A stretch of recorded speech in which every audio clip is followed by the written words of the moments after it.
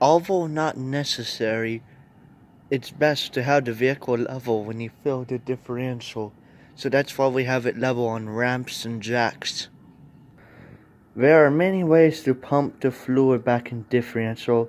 Here is a pump for a larger ball of fluid of oil. This one here is actually a pump for an outdrive of a boat. If you have access, you can open the bottle like that underneath and squeeze it into the differential. In this case, we'll be using this marine outdrive pump because it works perfect. This is a magnetic field plug, and those are the metallic particles that were wiped out of it. Kinda looks like tar. If you have metallic particles like this on your fuel plug, it does not mean there's anything wrong. It's 100% normal. Although this gear oil says it has limited slip additive, we will still be using 4 ounces of this friction modifier. Those are the recommendations for both Ford and Valvoline technical support.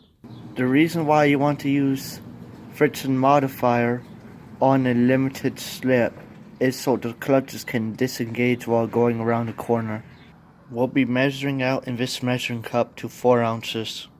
We already measured out 4 ounces of the friction modifier and put it into this container. Now we're going to pour the rest of it out.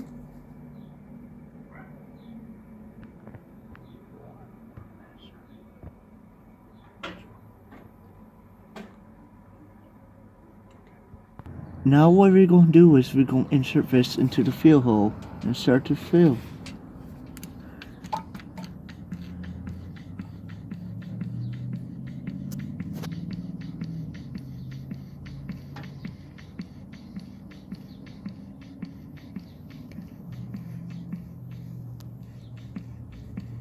This process can be quite time consuming because you're going to get in so little at a time and you wear out your hand. We've been doing it for a couple minutes now, and as you can see, it's just a little under halfway. See how much goes away every time you pump? Not much. As you can see, this quart's almost empty. Hear the air?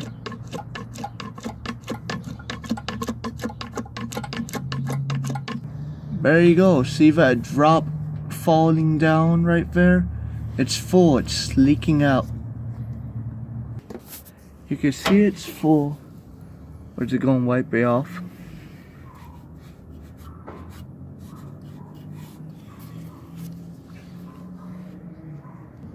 Here is the plug. As you can see, we put a little non-hardening sealant on there. We will now screw it back in.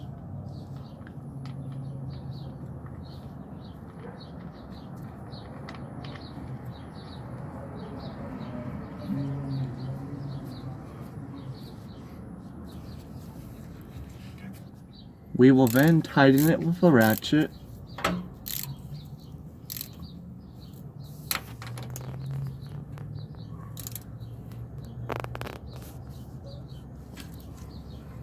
We will now use a little bit of brake cleaner to remove the residue.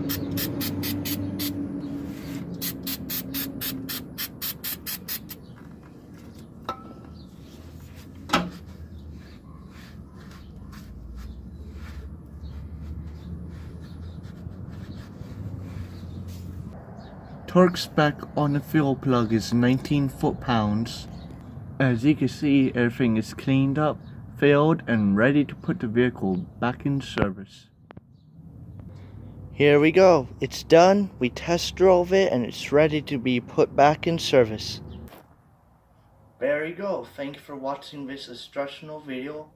If you just seen this part 2, I highly recommend watching part 1 as that's the very first part.